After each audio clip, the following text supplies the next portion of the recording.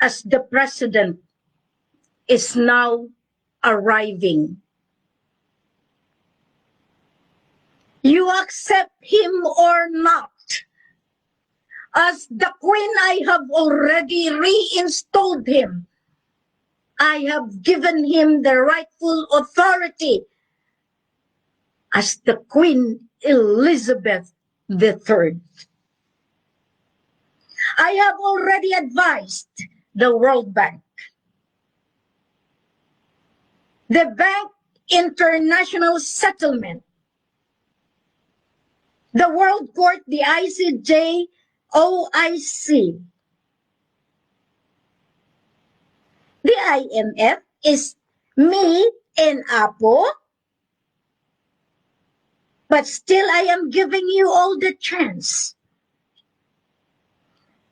to voluntarily surrender, all of you, trustee, administrator of the assets. All central banks of the world,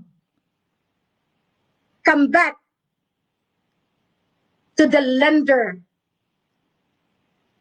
yung nagbigay sa inyo ng loan. Pag-usapan na.